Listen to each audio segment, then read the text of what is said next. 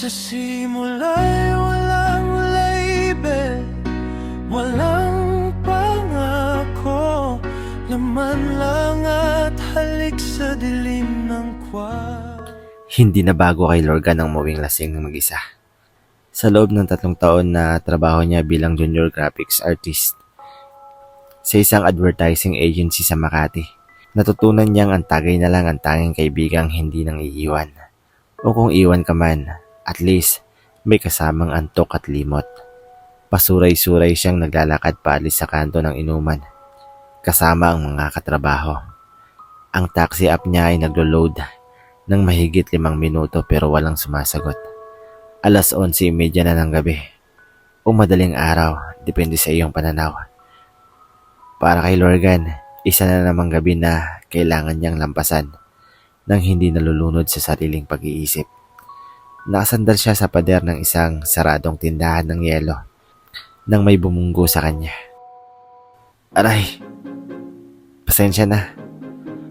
2 salita, pero sa dilim ng eskinita, sa liwanag na nanggagaling lamang sa poste ng kuryente sa dulo, nagtagpo ang kanilang mga mata. Si Maximo ay may tsurang pagod na hindi mo makikita sa mga modelo sa telebisyon. Ito yung klaseng pagod na galing sa 12 oras na pag-upo sa harap ng computer. Nakikipag-usap sa mga Amerikanong galit sa mga sobrang bagal na internet nila.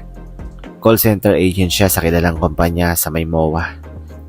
At ang tinutuluyan niyang bed space sa may Libertad ay parang isang kahon na hindi naman talaga matatawag na tahanan. Tumitig sila sa isa't isa. May segundo, 3, 5, 10 na walang nagsasalita.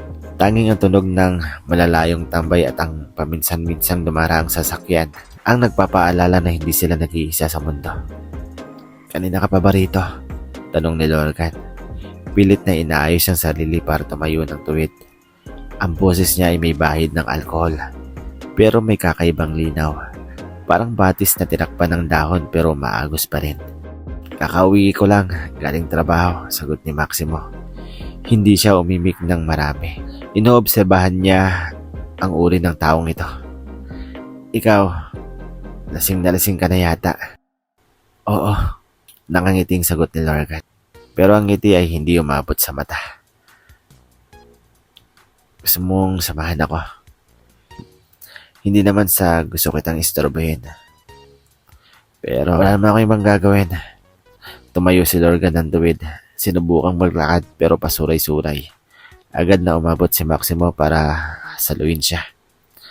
Sandali lang nagkatinginan ulit. Mas malapit na ngayon. Nararamdaman ni Maximo ang init ng hininga ni Lorgan. May halong beer at sigarilyo. Pero may pabangong matamis. Sandalwood. Iyon ang pumasok sa isip niya. Thank you, bulong ni Lorgan. Sa sandaling iyon, may kung anong nagbago. Hindi nila alam kung ano, pero may nagbago. Welcome sa ating mundo ng Pinoy Boy Love Stories. Mga kwentong puno ng kilig, kirot, sekreto, at tunay na pagmamahal. Dito, bawat kwento ay may buhay. Bawat karakter ay may puso. Bawat eksena, may emosyong tatamang diretso sa'yo. Kung mahilig ka sa mga BL na may halong drama at unexpected twist, nasa tamang lugar ka. Huwag mong kalimutang mag-like kung nagustuhan mo ang kwento. Mag-comment para malaman ko ang iyong reaksyon at ang iyong suggestion. At syempre, mag-subscribe para sa mga susunod na episode at bagong kwento. Huwag niyo rin kalimutang i-click yung notification bell para hindi nyo ma-miss yung mga bagong stories. Tara, simulan na natin ang kwento sa araw na to. Tara na, ani ni Maximo. Saan ka ba nakatira? Santa Mesa. Ikaw? Libertad. Malayo ka. Oo, natahimik sila. Hindi awkward ang katahimikan. Parang may sinasabi ito. May model dito sa may paho. Biglang sabi ni Lorgan. Hindi tanong, hindi pahayag. Kundi imbitasyon lang. Napatingin sa kanya si Maximo. Walang gulat sa mga mukha nito. Walang galit. Parang inaantay lang nito ang susunod na mangyayari. Bakit? Tanong ni Maximo. Ang boses ay kalmado. Kasi napahinto si Lorgan. Hindi niya alam ang isasagot. Hindi niya alam kung bakit niya sinasabi yon. Siguro dahil sa alak. Siguro dahil sa init ng kamay ni Maximo sa braso niya. Siguro dahil sa pagod na rin siyang matulog ng mag-isa sa apartment na walang ibang maririnig kundi ang tunog ng electric fan. Kasi gusto ko lang may kasama ngayong gabi. Sa wakas ay nasabi niya.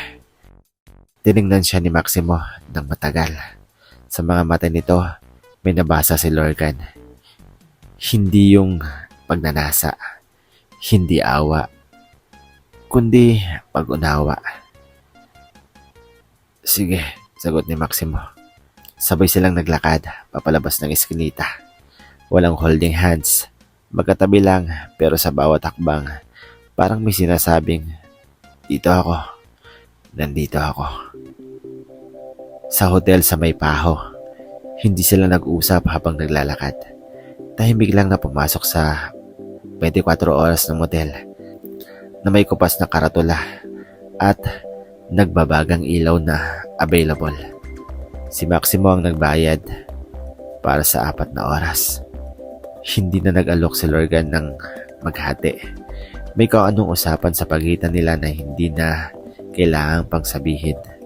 Sa loob ng kwarto, naupo muna si Maximo sa gilid ng kama habang si Lorcan ay diretso sa banyo. Narinig niya ang tubig na umagos. Makalipas ang ilang minuto, lumabas ito na nakatawil lang, basa ang buhok. Umupo ito sa tabi niya. Gusto mo maligo? Tanong ni Lorcan. Okay lang. Natahimik sila. Ramdam ni Maximo ang presensya nito. Ang init ng katawan kahit hindi pa sila nagkakadikit. Ang amoy ng sabon na hinaluan ng pabango nitong dala. Ang tunog ng paghinga nito. Hindi ako yung tipo na ganito, biglang sabi ni Maximo. Hindi tumingin sa kanya. I mean, yung makikipagkita sa stranger. Tapos, alam ko, sagot ni Lorcan. Hindi rin ako. Bakit mo ginawa? Tumagilid si Lorcan para harapin siya. Hindi ko alam.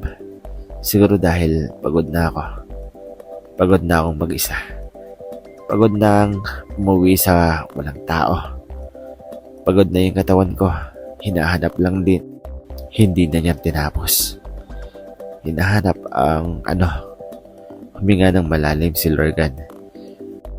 Hinahanap yung mararamdaman na buhay pa ako. Napatingin sa kanya si Maximo sa ilaw ng lampara sa gilid ng kama. Kita ang anino sa mukha nito. Ang matang may pangungulila. Ang labing tila maraming gustong sabihin pero pinipigilan. Alam mo, ani ni Maximo, ganyan din ako. At doon sa pagkakataong iyon, naintindihan nilang pareho na hindi lang init ang hinahanap ng isa't isa. Hinahanap nila yung magkakaintindihan. Yung hindi ka na kailangan pang magpaliwanag. Hinalikan siya ni Lorcan. Hindi mapusok. Hindi mabilis. Dahan-dahan lang. Parang nagtatanong ng permiso. Sumagot si Maximo sa pamamagitan ng paglapit, pagdampi ng labi, pagyakap sa baywang nito. Sa gabing iyon, hindi sila nagmamadali. Inaaral nila ang isa't isa. Ang mga kamay na marunong humaplos. Ang mga labing marunong sumunod sa kurbada ng katawan. Ang mga ungol na unti-unting lumalakas habang papalapit sila sa dulo. Nang matapos sila, humingal at pawis na pawis. Hindi agad sila naghiwalay. Nakadapa si Maximo sa dibdib ni Lorcan. Naririnig ang pintig ng puso nito. Ang bilis ng tibok ng puso mo, ani ni Maximo. Kabado pa yata. Bakit kabado? Tapos na. Napangiti si Lorcan sa dilim. Hindi ko alam. Baka natatakot lang na pag umaga na, wala ka na. Tumahimik si Maximo. Maya-maya, mahina siyang nagsalita. Hindi ako mawawala. Hindi ngayong gabi. At ang pangakong iyon na hindi naman talaga pangako. Dahil hindi naman sila. Natulog silang magkayakap. Parang dalawang batang natatakot sa dilim. Nagkita sila makalipas ang 3 araw. Hindi sila nag-uusap tungkol sa nangyari. Walang tawagan kita. Walang miss na kita. Pero pareho silang may dalang numero ng isa't isa sa cellphone. Nakasave lang bilang M at L. Si Maximo ang unang nag-text ng simpleng, "Dito ka ba sa apartment?" Sumagot si Lorgan, "Oo." "Sige, bili ako ng pagkain." Dumating si Lorgan, dala ang pansit canton at itlog at isang buti ng coke. Nagluto sila sa maliit na kusina ng apartment ni Lorgan. Habang hinihintay na kumulo ang tubig, nakatayo lang sila sa tabi ng stove, magkabalikat. "Miss mo ba ako?" tanong ni Lorgan. Hindi tumingin. "Oo," sagot ni Maximo. Napatingin sa kanya si Lorgan. "Ang dali mong sumagot." "Totoo naman." Natahimik si Lorgan. Maya-maya ay nagsalita siya. "Ako rin." Hindi sila nagtalik ng gabing yon. Kumain lang sila. Nanood ng mga dokumentary tungkol sa deep sea creatures sa YouTube. At nakatulog na magkatabi sa sofa.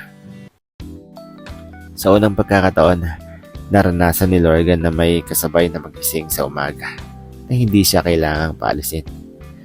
Naging routine nila ang ganon. Tuwing Wednesday at Saturday, nakikita sila minsan sa apartment ni Lorgan, minsan sa bed space ni Maximo, na mahirap dahil may 3 siyang kasama, kaya madalas ay nag-a-adjust sila. Sa mga pagkakataong nasa apartment ni Lorgan, nagluluto si Maximo. Natuklasan ni Lorgan na mahilig ito sa sinigang na baboy at marunong itong magluto. Manda raw sa lola niya na taga Bulacan.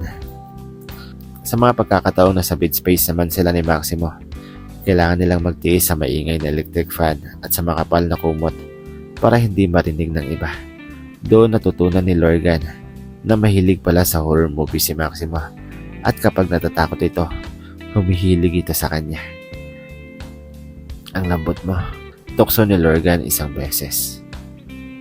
"Ang kulit mo," sagot ni Maximo. Pero hindi lumayo. Unti-unting nagbago ang dynamics nila. Hindi nalang pagtatalik ang rason ng pagkikita. Minsan nagkakapilang sila sa may labas. Minsan nagja-Jollibee at nag-uusap tungkol sa trabaho. Minsan nanonood lang ng sine sa maliit na laptop ni Lorgan. Magkatabi sa kama, hindi gumagalaw. Pero hindi pa rin nila pinag-uusapan ng ano ba tayo.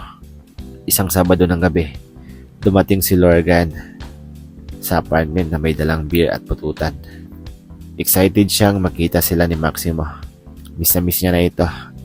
Kahit nung Merkulis lang silang huling nakita. Pagpasok niya, may kausap sa phone si Maximo. Nakangiti ito, tumatawa.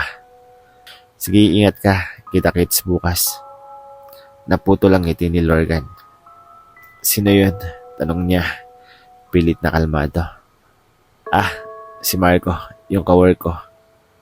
"Marco, bakit kayo magkikita bukas?" Umupo si Maximo sa kama. "May inutang kasi siyang pera. Gusto niyang iabot sa akin bukas. Sabay na lang daw kaming mag-lunch." Tumabi sa kanya si Lorgan. "Bakit hindi sa bangko na lang o GCash?" Napatingin sa kanya si Maximo. "Ano bang problema?" "Wala naman. Nagtatanong lang." "Oo, nagtatanong ka. Pero yung tono mo." "Anong tono?" Tumayo si Lorgan. Pumunta sa kusina para ilapag ang dala. "Wala akong tono." Sumunod si Maximo. "Lorgan, kung may gusto kang sabihin." "Wala nga." Tumahimik si Maximo. Tinitigan niya si Lorgan ng matagal. "Nagsiselos ka ba?" Napatingin sa kanya si Lorgan. Tila ba tinamaan sa puso. Sandali siyang natigilan bago sumagot. "Bakit ba ako magsiselos? Hindi naman tayo. Wala naman tayo, di ba?" Ang tanong na iyon ay tumama kay Maximo. Sa loob ng 3 linggo, hindi nila pinag-usapan yon. Pareho silang nagkunwari na okay lang ang ganung setup. Walang label, walang commitment, walang masasaktan. Pero ngayon, sa simpleng tanong na iyon, nahayagang katotohanan. Umupo si Maximo sa sofa. Tama ka. Wala namang tayo. Pumasok sa kwarto si Lorgan. Sinundan siya ni Maximo. Lorgan! Okay lang. Gagawin ko na lang yung dala kong pulutan. Lorgan! Tigil mo yan. Napahinto si Lorgan. Hindi siya lumingon. Alam ko may gusto kang sabihin. Ani ni Maximo. Sabihin mo na. Tumalikod si Lorgan. Ang mga mata ay may namumuong luha pero pinipigilan. Gusto ko lang naman. Mahina niyang simula. Gusto ko lang naman na ako lang. Na yung mga ngiti mong yun, yung tipong parang ang saya-saya mo. Gusto ko ako lang yung nakakakita. Lumapit sa kanya si Maximo. Ikaw naman. Yung Marco. Kaibigan lang. At kung gusto mo, wag na lang akong sumama bukas. Text ko na lang siya na ibang araw na lang. Napatingin sa kanya si Lorgan. Gagawin mo yun? Kung yun ang gusto mo. Tumahimik si Lorgan. Maya-maya ilumapit siya at niyakap si Maximo ng mahigpit. Pasensya na, bulong niya. Alam kong wala akong karapatan. Alam kong wala naman tayo. Pero hindi niya tinapos. Hinalikan siya ni Maximo. Sa gabing iyon, hindi sila nag-usap tungkol kay Marco. Hindi rin sila nag-usap tungkol sa kung ano sila. Pero sa paghalik na iyon, may sinasabi silang hindi na kailangan pang sabihin. Dumami ang araw ng pagkikita nila. Hindi na lang Wednesday at Saturday. Minsan bigla lang magte-text si Maximo na gusto kitang makita.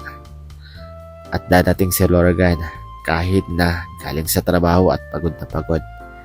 Minsan naman si Lorgan ang mag-aaya ng tara, kain tayo sa labas. At sasamahan siya ni Maximo. Kahit na may pasok pa ito kinabukasan. Sa mga pagkakataong iyon, hindi na lang tungkol sa pagtatalik. Sa totoo lang, may mga gabi na hindi na sila nagkakantunan. Natutulog lang sa magkayakap.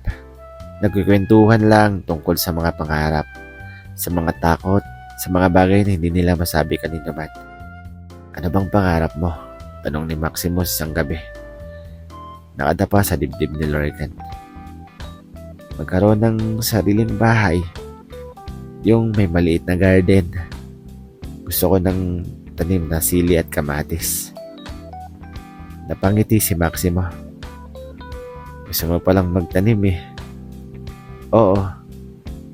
Lumaki kasi ako sa probinsya. Doon sa lola ko. Miss ko yung amoy ng lupang tuwing umuulan. Tumahimik si Maximo. Maya-maya ay nagsalita siya. Miss ko na rin yun. Lumaki kasi ako sa Maynila. Wala akong naalala na tanim ng lupa. Puro simento. Napatingin sa kanya si Lorgan. Gusto mo ba yung may tanim? Oo, kasama mo. Tahimik si Lorgan. Hindi niya alam kung ano ang ibig sabihin nun. Pero sa puso niya, may kung anong lumago. Isang bagay na hindi niya kayang pangalanan. Maximo, tawag niya. Bakit? Sagot ni Maximo. Wala. Gusto ko lang sabihin yung pangalan mo. Napangiti si Maximo. Ang weird mo. Oo. Pero mahal mo ako, di ba? Biglang naniga si Maximo. Hindi niya inaasahan ang tanong na iyan. Hindi sumagot si Maximo. Pero lalong humigpit ang yakap niya kay Lorgan. At sa katahimikang iyon, nakuha ni Lorgan ang sagot. Isang araw may nakita si Maximo sa dilaw na maskara na app. Hindi niya sinasadyang buksan. Na-delete niya na ang app na yun noon pa. Noong unang linggo pa lang nila ni Lorgan. Pero may kaibigan siyang napatingin ng profile. At habang ginagawa niya iyon, lumabas ang isang notifikasyon. Lorgan 22 is online. Natigilan si Maximo. Pinindot niya ang profile, walang picture. Pero ang bio ay looking for fun, downtown area. Hindi niya alam kung ano ang mararamdaman. Wala naman sila ni Lorgan. Walang label, walang pangako, walang karapatan. Pero sumigip ang dibdib niya. Hindi niya kinumpronta si Lorgan. Inipon niya lang ang sakit. Pero sa mga sumunod na araw, napansin ni Lorgan na iba na si Maximo. Tahimik, malayo. Kapag nagtatanong siya, sagot lang ay, okay lang. Hanggang sa isang gabi, habang nanonood sila ng pelikula, hindi nakatiis si Lorgan. Maximo, anong problema? Wala. May problema. Sabihin mo na. Tumayo si Maximo. Pumunta sa banyo. Sumunod si Lorgan. Maximo, nakita kita sa dilaw na maskara na app. Napahinto si Lorgan. Nanlaki ang mata. Ano? Nakita ko yung profile mo. Looking for fun. Maximo, hindi ko alam. Wala naman tayo, di ba? Wala naman akong karapatang magselos. Wala naman tayong label. Wala namang tayong... Naputol ang boses niya. Naiyak na siya. Lumapit sa kanya si Lorgan. Maximo, hindi ko na ginagamit yun simula nung nagkakilala tayo. Hindi ko alam kung bakit naka-online. Siguro nakalagin lang yun sa phone ko dati pa. Bakit may profile ka pa rin? Tinilit ko na kasi yung account. Hindi ko alam kung paano i-deactivate. Tiningnan siya ni Maximo. Ang mga mata ay puno ng sakit. Lorgan, alam kong wala tayo. Pero huminto siya. Pero gusto ko sana na ako lang. Lumapit si Lorgan. Hinawakan ng kamay ni Maximo. Ikaw lang. Simula nung unang tayong nagkita, ikaw na lang. Pero bakit meron ka pa nun? I-delete ko na ngayon. Ngayon din. Kinuha ni Lorgan ang phone niya. Binuksan ang dilaw na maskarang app sa harap ni Maximo at piniki na idinilit ang account. Hindi lang ang app. Maximo, gusto ko sana napahinto si Lorgan. Hindi niya alam kung paano sasabihin. Gusto mo na ano? Gusto ko sana tayo na. Yung totoo. Yung may label. Yung ako lang. Ikaw lang. Napatingin sa kanya si Maximo. Sa unang pagkakataon, may ngiti sa labi nito. Yung ngiting para kay Lorgan lang. Sige, sagot ni Maximo. At doon sa harap ng banyo ng apartment ni Lorgan, niyakap nila ang isa't isa.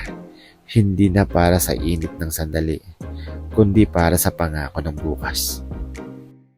Akala nila okay na ang lahat. Nagdeklara na sila, may label na. May karapatan ng magselos, may karapatan ng magalit, may karapatan ng humingi ng panahon. Pero hindi pala ganun kadali. Natuklasan ni Maximo na mahilig pala sumama sa inuman si Lorgan tuwing weekend kasama ang mga kaopisina. At sa mga inuman na iyon, may katrabaho itong bading din. Mga lalaking magaganda ang katawan. Puro ayos, puro yabang sa sarili. Bakit ang dami mong bading na kaibigan? Tanong ni Maximo isang gabi. Habang naghahanda si Lorgan para sa inuman, napatingin sa kanya si Lorgan. Anong ibig mo sabihin? Wala naman, nagtatanong lang. Maximo, nagsiselos ka na naman. Hindi ako nagsiselos, nagtatanong lang. Tumigil si Lorgan sa pagsuot ng sapatos. Alam mo, hindi pwedeng lagi kang ganyan. Hindi ibig sabihin na may kaibigan akong bading, may ginagawa na akong masama. Hindi naman ako, oo, ganyan ka. Simula nung nagkakilala tayo. Lagi ka nang nagtatanong, sino yan? Saan kayo pupunta? Bakit mo siya ka-chat? Nakakapagod, Maximo. Tumayo si Maximo. Nakakapagod? Ako? Araw-araw kitang inuuwian. Ako nagluluto para sa'yo. Ako nag-a-adjust ng schedule mo. Tapos sasabihin mong nakakapagod ako? Hindi yun ang ibig kong sabihin. Ano? Anong ibig mong sabihin, Lorgan? Kasi sa tuwing magtatanong ako pa ang masama. Ako pa ang siloso. Ako pa ang... Oo, minsan. Oo, sigaw ni Lorgan. Tumahimik ang buong apartment. Ramdam ang bigat ng hangin. Tumayo si Maximo. Kinuhang bag niya. Saan ka pupunta? Tanong ni Lorgan. Nanginginig ang boses. Uuwi na ako sa bed space ko. Para hindi ka na ma-stress. Maximo, wag na. Magpahinga ka na lang. Bukas may pasok ka pa. At umalis si Maximo. Hindi na siya lumingon. Naging pattern na ang ganon. Mag-aaway sila dahil sa malit na bagay. Selos, pagod, hindi pagkakaintindihan. Tapos maghihiwalay ng ilang araw. Tapos magkakabalikan dahil sa namimiss nila ang isa't isa. Tapos uulitin ulit ang lahat. Pagod na sila pero hindi kayang bitawan. Hanggang sa isang gabi, nagkita sila sa isang club sa may timog. Hindi sinasadya. Pareho silang may kasama. Si Maximo ay may kasamang katrabaho. Si Lorgan ay may kasamang lalaking hindi niya kilala. Nagkatinginan sila sa gitna ng maingay na tugtog ng kulay na ilaw. Hindi nagsalitaan. Naglakad lang si Maximo palabas. Sumunod si Lorgan.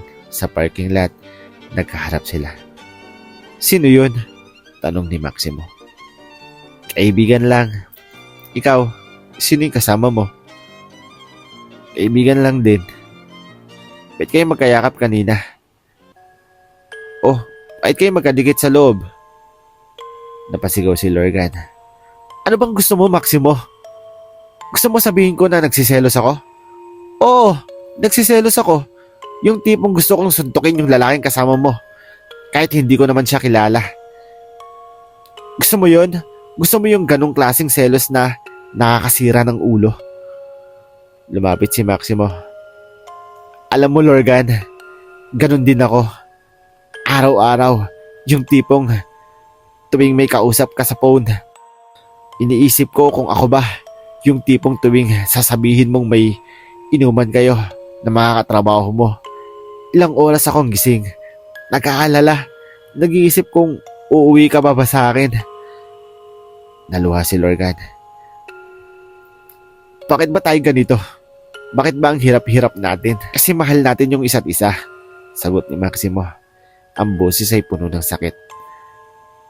At yung pagmamahal na yun, natatakot. Takot na mawala ka. Takot na maiwan. Kaya humahawak ng mahigpit. Minsan sobrang higpit.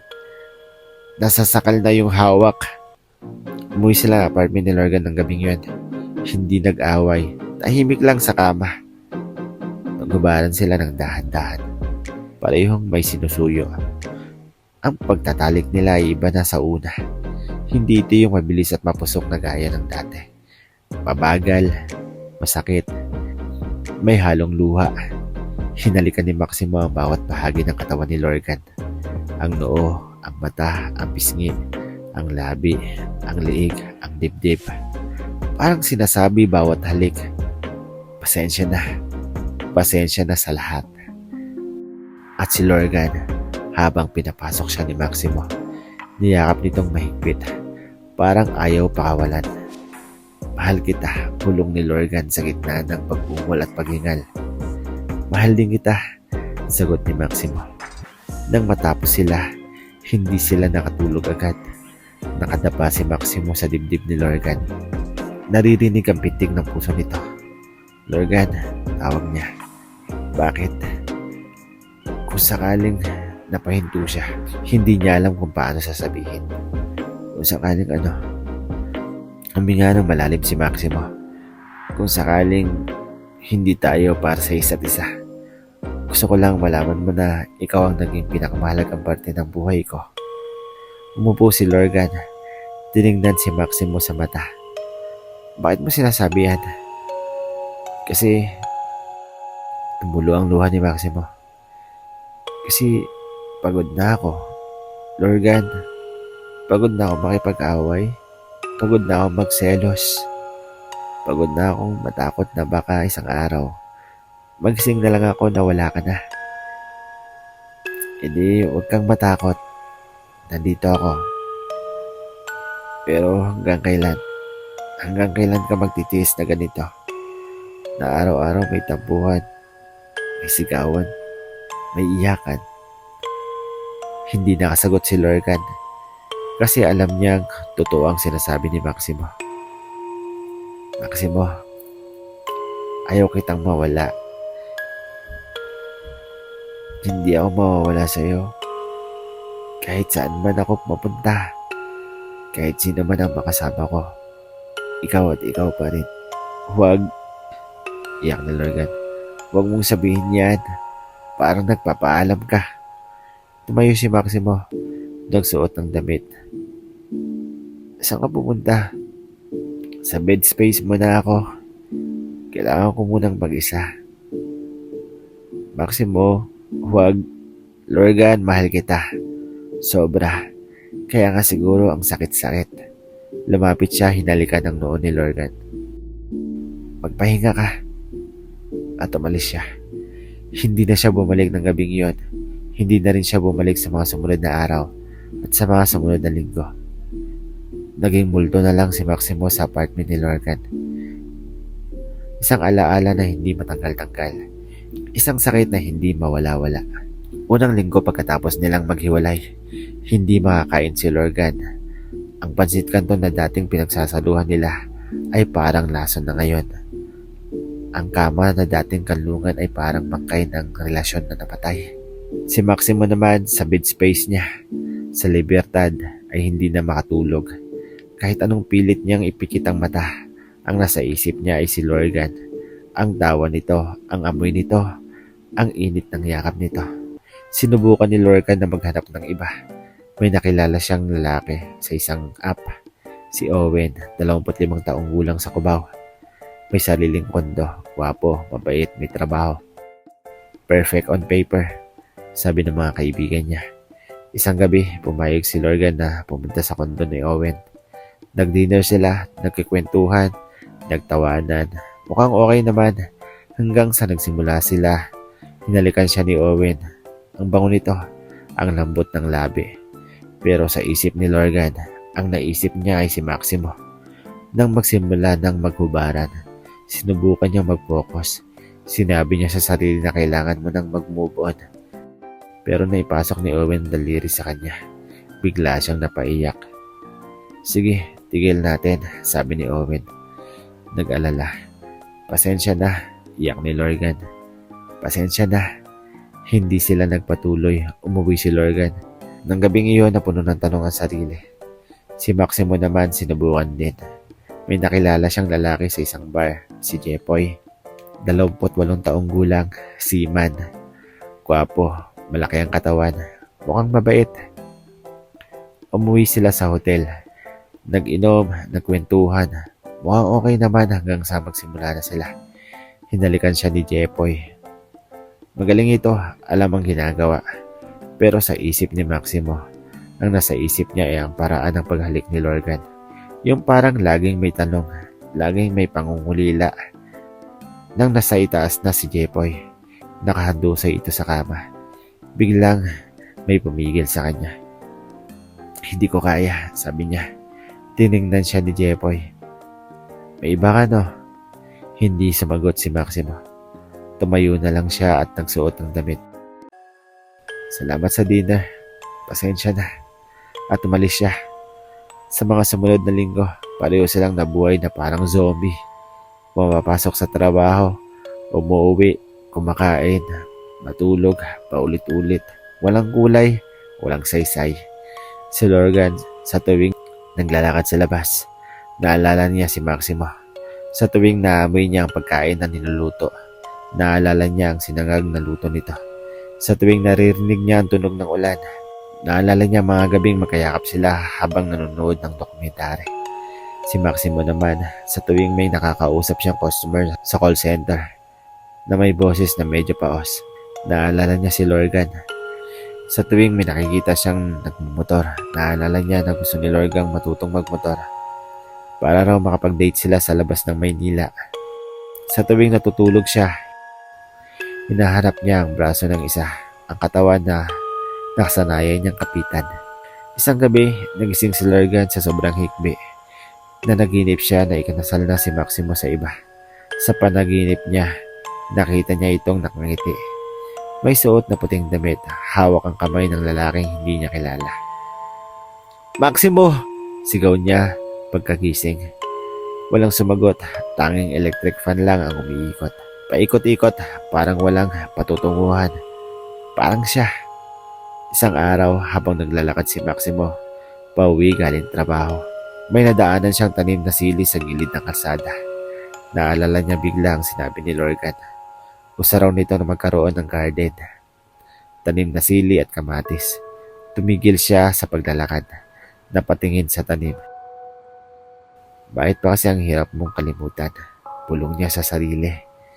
Hindi niya alam na sa kabilang dulo ng Maynila, sa apartment sa Santa Mesa, nakaupo si Lorgan sa sofa habang pinapanood ng isang dokumentary tungkol sa deep sea creature.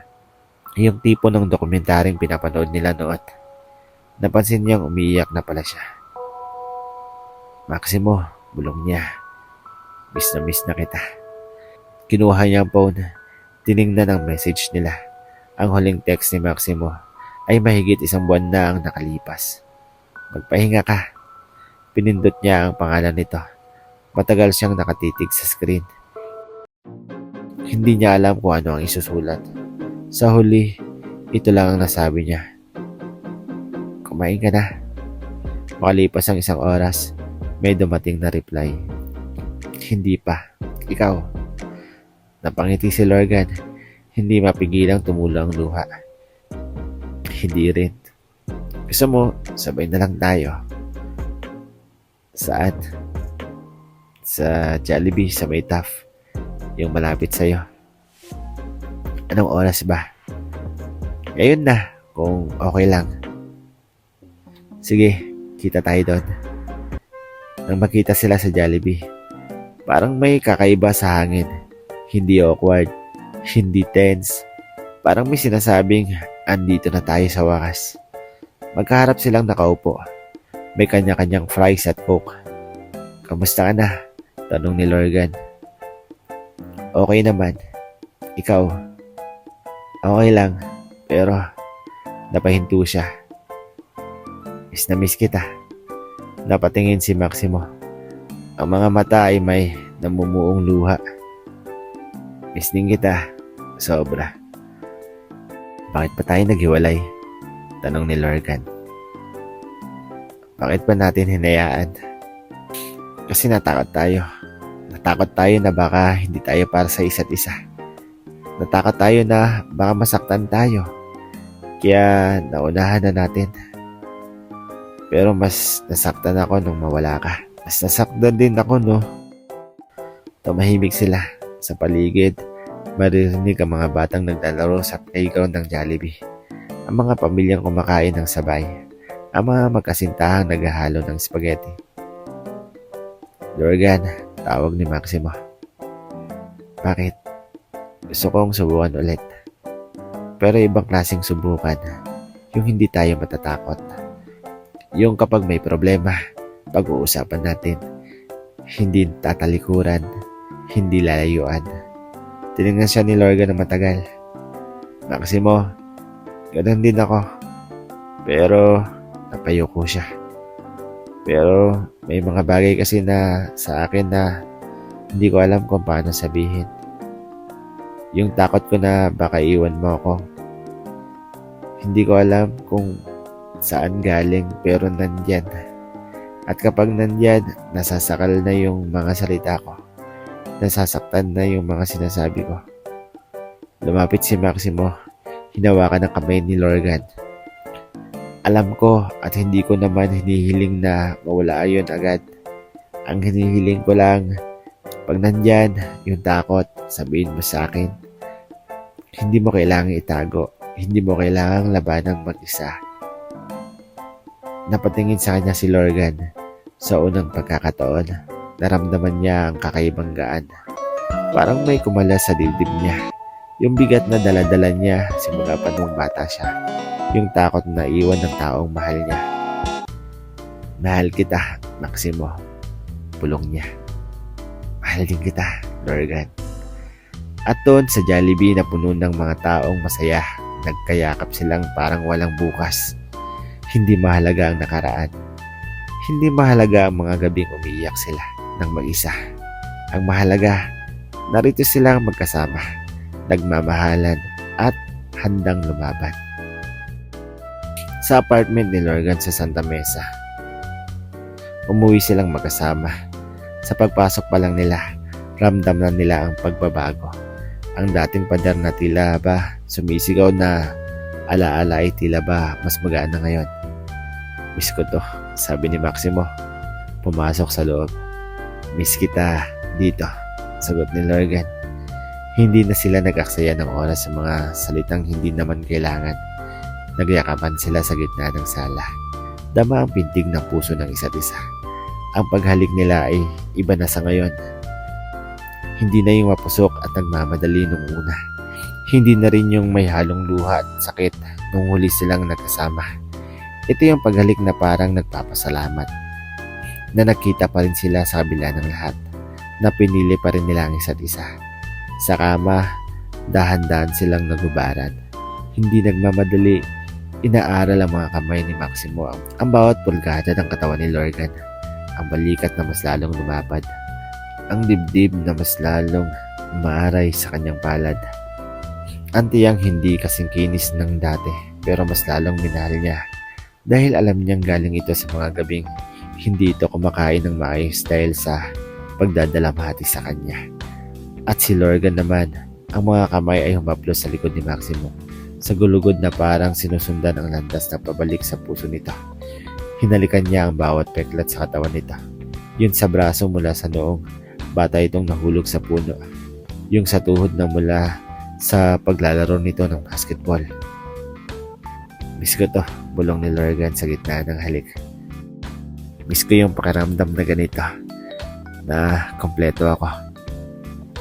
Sumagot si Maximo sa pamamagitan ng paghalik sa lig nito. Sa parte kung saan alam niyang hihina ito. At tama nga siya. Umungol ng mahina si Lorgan. Humigpit ang yakap. Nang pumasok na si Maximo sa kanya. Hindi na ito yung dating pakiramdam na parang may pinapatunayan. Ngayon, parang may pinapawi. Parang may nahanap na lugar na matagal nang hinahanap. Mahal kita, sabi ni Maximo sa bawat pag-ulos. Sa bawat pagdikit ng kanilang katawan. Mahal din kita, sagot ni Lorgan. Ang mga kamay ay kumakapit sa likod nito. Ang mga kuko na banayad na kumakalmot sa balat. Sa init ng sandaling iyon, hindi na mahalaga ang lahat ng sakit na pinagdadaanan. Ang mahalaga, naroon sila, magkasama, nag-iibigan, at hindi na muling lalayo. Nang matapos sila, hindi agad naghiwalay. Nanatili silang magkayakap, pawis at pagod, pero puno ng kakaibang kapayapaan. Lorgan, tawag ni Maximo. Bakit? Gusto ko sana tayo na. Yung totoo, yung tatagal. Napangiti si Lorgan sa dilim. Akala ko ba tayo na? Oo, pero yung mas tayo. Yung mas may plano. Yung hindi lang para sa ngayon, kundi para bukas sa makalawa, sa lahat ng araw. Tumagilid si Lorgan para harapin siya. Sa liwanag ng nanggagaling sa bintana, kita ang kislap sa mata nito. Maximo, gusto kong sabihin sa iyo to simula pa nung una tayong magkita sa iskinita. Napahinto siya. Hinanap ang tamang salita. Gusto kitang makasama. Hindi lang sa mga gabing ganito. Hindi lang sa mga araw na madali. Gusto kitang makasama sa lahat. Sa hirap, sa gulo, sa mga araw na ayaw na natin sa isa't isa. Gusto kitang makasama sa totoong buhay. Hindi na sumagot si Maximo. Hinalikan na lang niya si Lorgan. Isang halik na nagsasabing, Oo sa lahat. Lumipas ang mga buwan, natutunan nilang hindi na matakot. Natutunan nilang kumalma. Hindi ibig sabihin na wala ng away. Meron pa rin, syempre. Pero ngayon, hindi na sila natatakot na sa bawat away ay may mangiiwan. Ngayon, alam na nilang ang away ay daan para mas magkaintindihan. Sa apartment sa Santa Mesa, may tanim silang sili at kamatis. Sa paso sa balkonahe. Tuwing umaga, si Lorgan ang nagdidilig. Tuwing gabi, si Maximo naman ang nagluluto gamit ang mga ito. At sa mga gabing tahimik, kapag natutulog silang magkayakap, narinig nila ang tibok ng puso ng isa't isa. Isang ritmong nagsasabing, andito ako, andito ka, andito tayo sa wakas.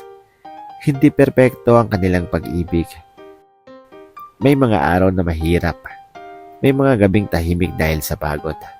Pero natutunan nilang hindi nabibitawan ng isa't isa nang hindi nakikipag-usap. Dahil sa huli, natuklasan ni na Maximo at Lorgan na ang tunay na init ay hindi lamang nag-aapoy sa kama. Ito ay ang init na pagsasama, ang pagkakaroon ng tamang uwian, ng taong handang makipaglaban para sa iyo. Ng taong kahit gaano pa kayo kalayo, babalik at babalik pa rin sa piling mo. At sa maliit nilang apartment sa Santa Mesa, sa pagitan ng tawanan at away, ng yakap, natagpuan nila ang isang bagay na hindi nila inaasahan. Noong unang gabing nakita sila sa eskinita. Ito ang tahanan.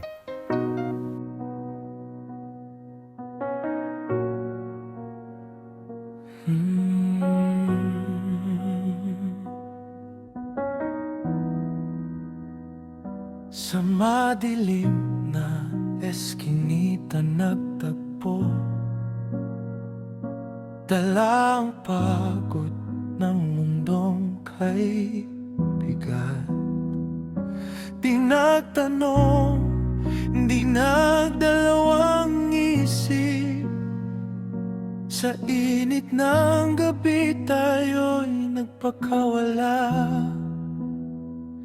Sa simula'y walang label, walang pangako, laman lang at halik sa dilim ng kwarto. Pero sa bawat pagkikita, may lumalago. Di nasahang sa iyo pala'y uwi ang puso ko.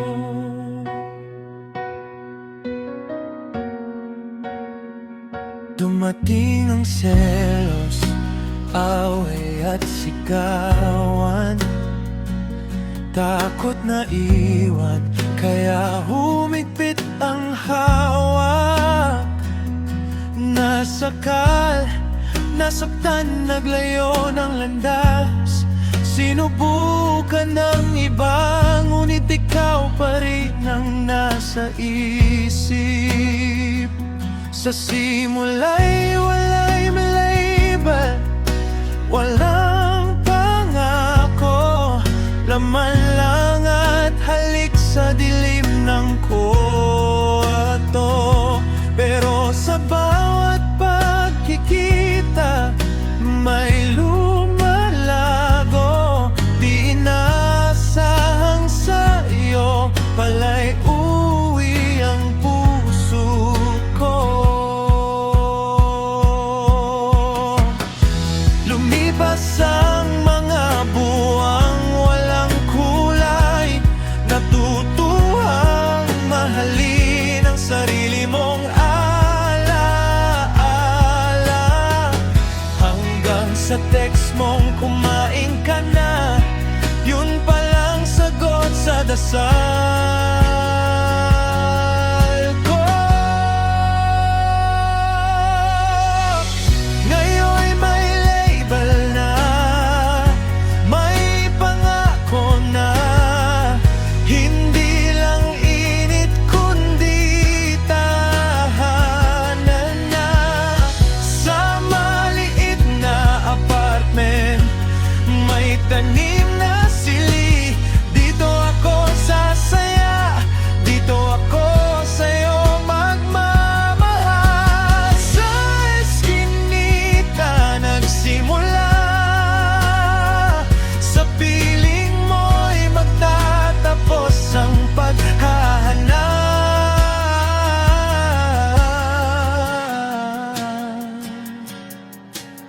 Mahal kita, Maksimo, hanggang sa huli, ikaw at ikaw pa rin.